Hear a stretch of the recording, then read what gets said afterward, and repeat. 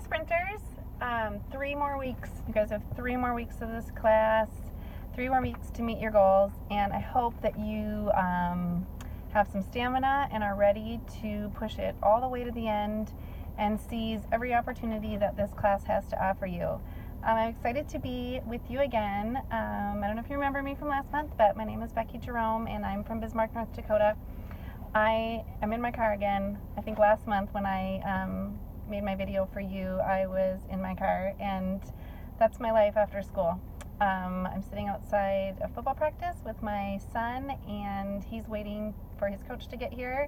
I already dropped the other 2 off at their game, and I'm going to run back over there as soon as someone's here to take over with Charlie. So Rhode Island Field just fits in, right? That's what we do. So I'm happy to be with you today real quick here.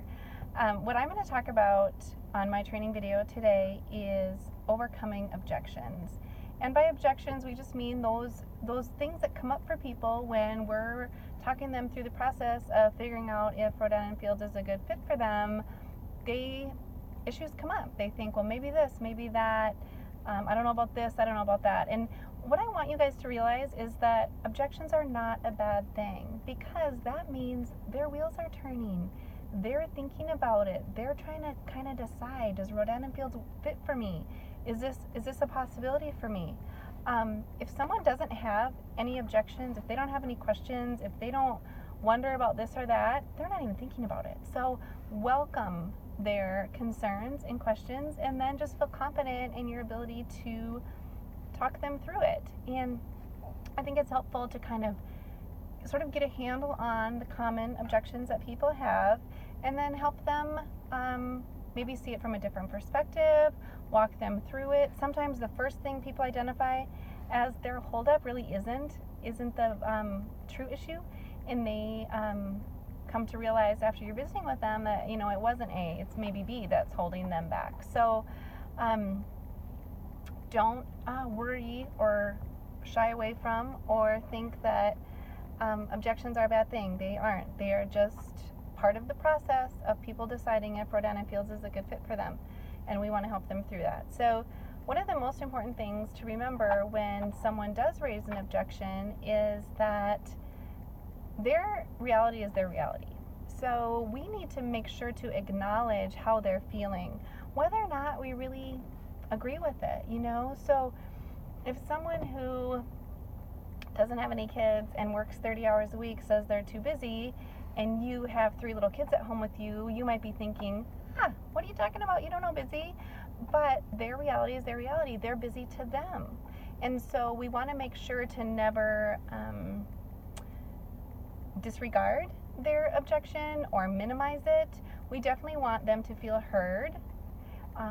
And then we want to help them see how we can turn that into actually a positive about Rhode Island Field. So make sure that when you are talking to your prospects and they do raise some concerns, that we make sure and validate and make them feel heard, because we are listening. That's one of our most important things. We got to listen to what our prospects are saying, but then help them see it from the other side. So I think it's helpful to just have some kind of things in your back pocket that you can help people talk through objections. And in Rhode Island Fields, there are honestly probably like 5 or 6 things that every objection really boils down to. So what I want to do now is just kind of give you a few talking points, so that when someone raises an objection, you can help them kind of talk it through. Every person's different, every situation's different. You definitely want to sound like you. You don't want to sound like me, because your prospect knows you and they value you.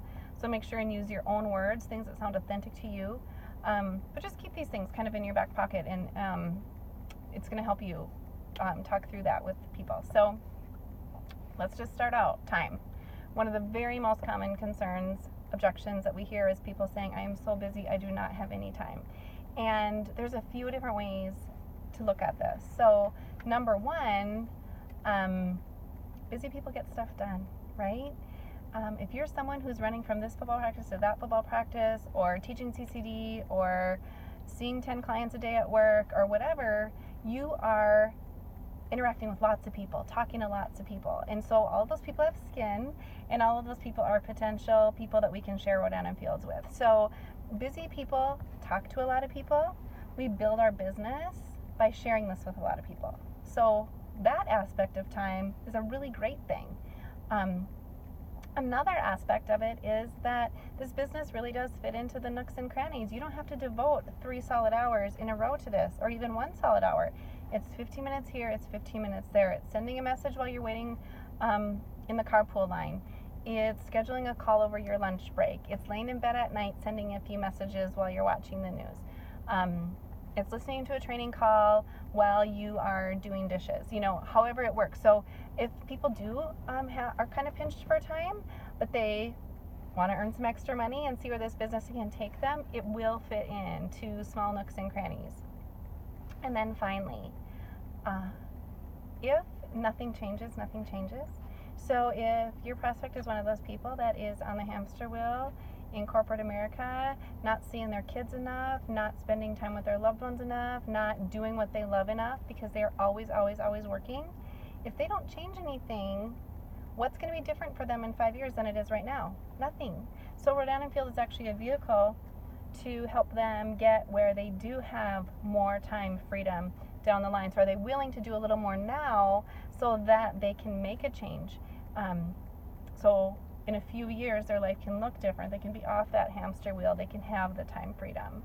So those are a few different aspects of time. And so depending on which kind of time crunch your prospect feels they're in, you can use some of that. Another common objection that we hear is that I don't have any money. And the business kits aren't free, and they, people sometimes say, like, I don't know how I could start this business. And what I think is awesome about Rhode Island Field is that you can start your own franchise for $1,000. And if anyone's ever looked into any other franchises, McDonald's, Starbucks, even the smaller name ones, it's thousands and thousands and thousands of dollars.